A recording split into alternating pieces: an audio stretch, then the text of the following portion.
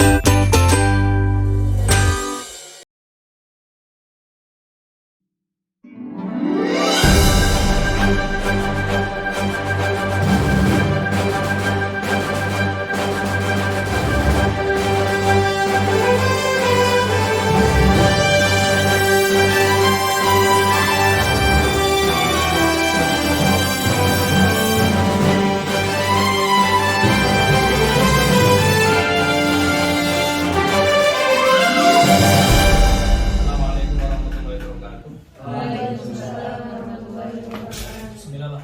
Wassalatu wassalamu ala rasulillah wa ala alihi wa sahbihi wa mawala ma'badah. Selamat siang kepada adik-adik sekalian. Alhamdulillah pada kesempatan yang berbahagia ini kita semuanya masih diberi kenikmatan dari kesempatan untuk bisa bertemu kembali di mata kuliah kita, yakni kita pada hari ini akan mempelajari tentang mata kuliah daripada fikih ibadah ya. Fikih ibadah kemarin pada pertemuan pertama kemarin kita membahas tentang pentingnya apa itu ibadah ya. Pentingnya apa itu ibadah. Kemudian pada saat ini yang kita bahas adalah terkait tentang toharoh. Namun sebelumnya ya saya akan menyampaikan tujuan daripada pembelajaran pada pagi hari ini. Harapannya ya, kalau kita sudah mempelajari kegiatan pada siang hari ini yakni tentang toharoh, tujuannya adalah kita semuanya mahasiswa dapat menguraikan pengertian daripada macam-macam pengertian dan juga macam-macam toharoh ya. Kalau sudah kita bahas bersama, kita diskusikan bersama, kemudian nanti seluruh mahasiswa bisa menguraikan ya pengertian daripada toharoh dan juga macam-macamnya toharoh. Tentunya kalian sudah tahu ya kalau toharoh itu kan pelajaran mungkin dari kecil sudah dipelajari ya. Kalian mulai dari tingkat berapa pelajaran fikih itu? Dari MTS sudah ya, MI sudah. Nah, kalau dari MTS itu tentunya sudah mempelajari tentang toharoh, kemudian macam-macam toharoh sudah menguasai insya Allah ya. Kemudian untuk pertemuan kali ini kita ya juga menguraikan kembali, mengingat kembali, dan juga nanti bisa harapannya untuk tujuan yang kedua yakni bisa mempraktekannya bagaimana toharoh itu ya. Misalkan itu ada macam-macam, ada mutawasitoh, ada toharoh kemudian wudu, kemudian membersihkan najis dan lain sebagainya. Itu harapannya nanti kalian semuanya bisa mempraktekannya. Jadi menjadi tujuan pembelajaran yang kedua. Sekarang kita ingat kembali dari pengertian daripada toharoh. Kita ingat kembali pengertian daripada toharoh. Toharoh itu berasal dari bahasa apa?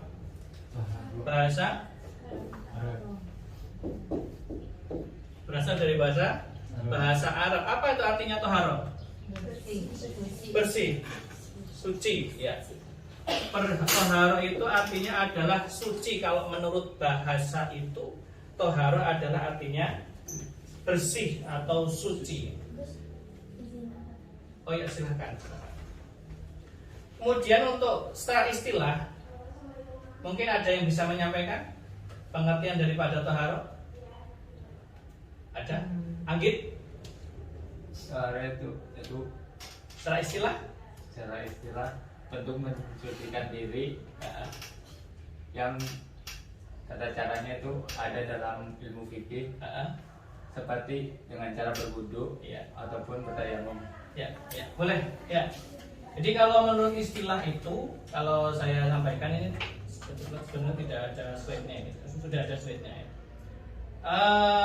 Toharoh itu adalah membersihkan diri, membersihkan pakaian, membersihkan tempat, dan juga benda-benda lain yang najis, dan juga membersihkan tentang hadas yang ada pada diri kita. Jadi toharoh itu nanti bisa dikelompokkan menjadi dua ya. Jadi toharoh itu adalah membersihkan tubuh kita baik dari hadas maupun najis dengan cara-cara tertentu. Kemudian melihat daripada pengertian itu, Ya, pengertian daripada pengertian itu, jadi toharo itu dibagi menjadi dua. Ada kalanya toharo itu membersihkan dari najis. Ya. Ada kalanya toharo itu membersihkan dari hadas. Atau kata lain menghilangkan najis atau menghilangkan hadas. Nah, pada pertemuan yang sekarang ini, ya, pertemuan yang kedua ini, yang kita bahas adalah membersihkan najis atau menghilangkan terhadap najis, ya, menghilangkan terhadap najis. Untuk yang hadas itu insya Allah akan dibahas pada minggu depan. Kenapa toharo itu sangat penting? Toharo itu sangat penting karena dalam ibadah itu, baik itu sholat ataupun ibadah-ibadah yang lain, ada syarat-syarat tertentu yang harus dilaksanakan, yang harus dipenuhi, yakni toharo. Misalkan sholat itu syarat sahnya adalah suci dari hadas dan najis. Makanya ada hadis mengatakan at-toharatu miftahus sholat. At-toharatu miftahus sholat, bahwasanya toharoh itu adalah kuncinya daripada sholat. Kalau orang itu tidak memegang kunci ataupun toharoh itu, maka sholatnya tidak akan sah. Nah, itu toharoh, baik itu menghilangkan najis maupun menghilangkan hadas. Lalu itu apa? Najis anjing, kemudian babi, kemudian najisnya babi ataupun anjing, itu dua, ya. Kenapa dianggap berat? Karena najis itu cara mensucikannya itu berbeda dengan najis yang lainnya, ya. Berbeda dengan najis yang lainnya. Kalau mughaladhah dengan cara gimana cara mensucikannya? Dengan cara satu kali dengan tanah, 6 kali dengan air. Ada yang lain?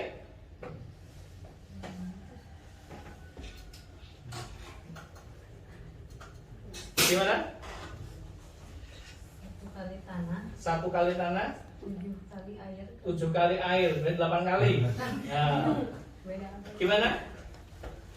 Siapa namanya? Miftah. Gimana Miftah? Satu kali tanah, 6 kali air. 6 kali air, berarti 7 kali. Iya. Ya. Yang lainnya ada yang beda?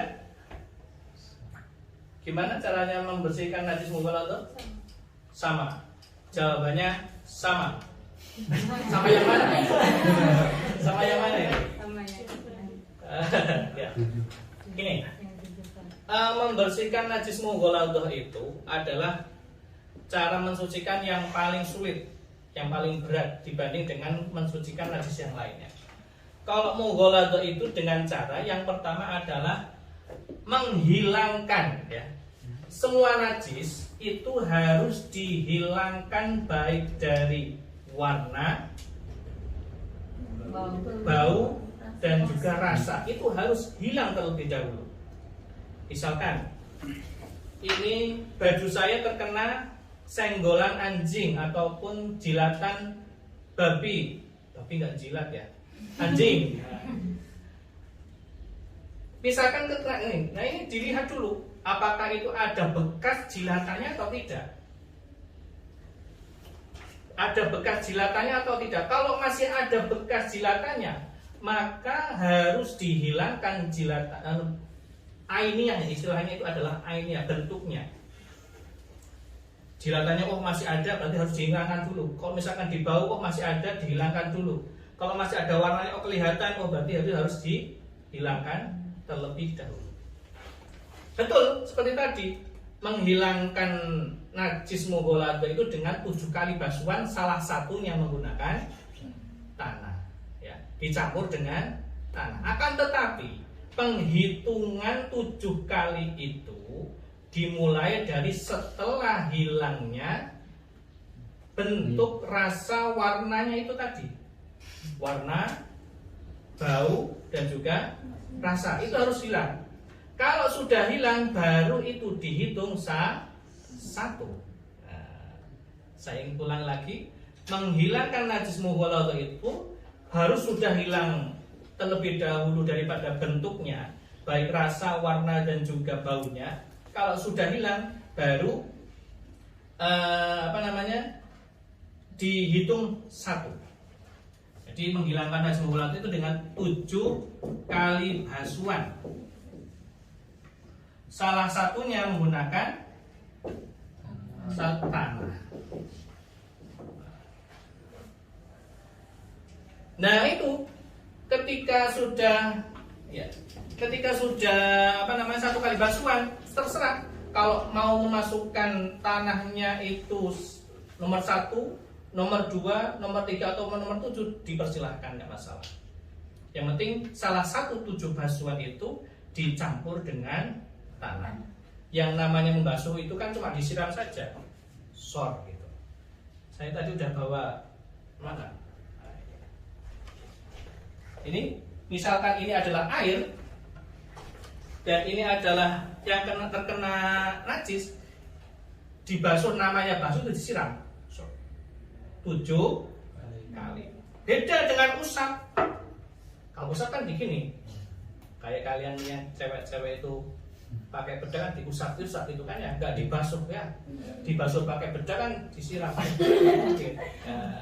Ya kalau menghilangkan najis sama gitu. Jadi dikosok-kosok terlebih dahulu, dihilangkan terlebih dahulu, baru itu nanti kalau sudah hilang baru dihitung 1, kemudian dibasuh dengan air 7 kali. Salah satunya dengan dicampur di tanah. Misalkan ini ada tanah, dimasukkan gitu ya.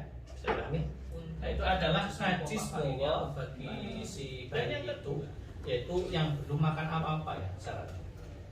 Tapi sekarang itu kan untuk di zaman sekarang ini banyak sekali anak kecil yang sudah makan promina, sudah makan bubur, sudah makan biskuit, padahal belum umur 2 tahun. Itu bagaimana? Ya. Nah ini sebagai tugas kalian besok. Saya harap kalian nanti ketika pulang mencari data itu, kemudian cari referensinya, ya.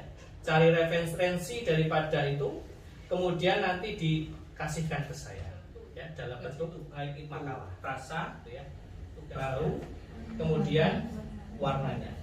Setelah dihilangkan, kemudian disiram.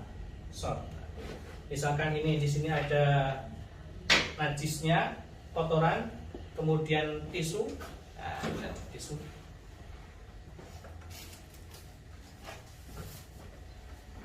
Di sini ada kotoran, kemudian kalau bahasa Jawanya itu cempal, kalau bahasa Sundanya nggak tahu saya apa itu. Jempal. Maunya jempalnya. Ya, kacek sedikit. Nah, kalau mutawasito itu cukup dihilangkan najisnya, kemudian digosok pakai air, ada airnya. Digosok, tunggu sampai kering, ya. Kemudian baunya apakah masih ada, rasanya ada, dijilat dulu, ataupun warnanya masih ada. Itu ada nggak? Oh tidak ada. Kalau sudah tidak ada dan juga itu kering, tinggal disiram.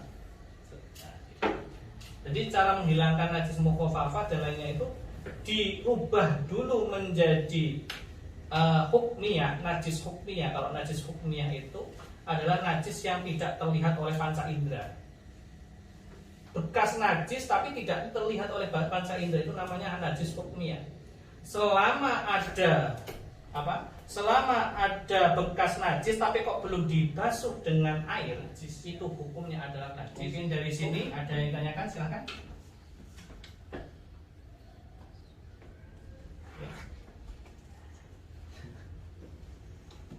Gimana?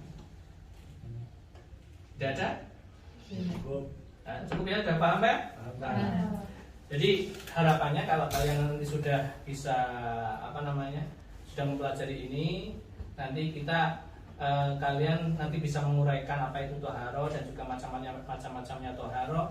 Kemudian setelah itu kalau sudah mengetahui itu, kemudian dipraktekkan. Nah, karena itu ada tugas lagi bagi kalian supaya saya tahu bagaimana mempraktekkan daripada toharo itu. Tugasnya adalah membuat video. ya. Membuat video membersihkan toharoh, terserah mau toharoh baik itu ainiyah membersihkan najis mukhaffafah, mughaladah maupun mutawasisoh, terserah. Yang jelas nanti di halaman depannya itu ada ada judulnya najis apa, kemudian bagaimana treatmentnya, cara untuk membersihkan najis tersebut. Kemudian setelah itu diunggah di YouTube, gitu ya. Siap ya? Siap. Ya, mungkin itu yang bisa kami sampaikan. Alhamdulillah kita sudah belajar bersama. Semoga kalian bisa nanti bisa mempraktekkan daripada tohar itu sendiri. Alhamdulillah kita akhiri pertemuan pada siang hari ini dengan bacaan hamdalah bersama-sama. Alhamdulillah. Dan jangan lupa tugasnya besok dikumpulkan, minggu depan dikumpulkan. Kemudian tentunya saya tentunya banyak kesalahan, kurang lebihnya mohon maaf. Wallahul muwaffiq ila aqwamit thoriq. Wassalamualaikum warahmatullahi wabarakatuh. Waalaikumsalam warahmatullahi wabarakatuh.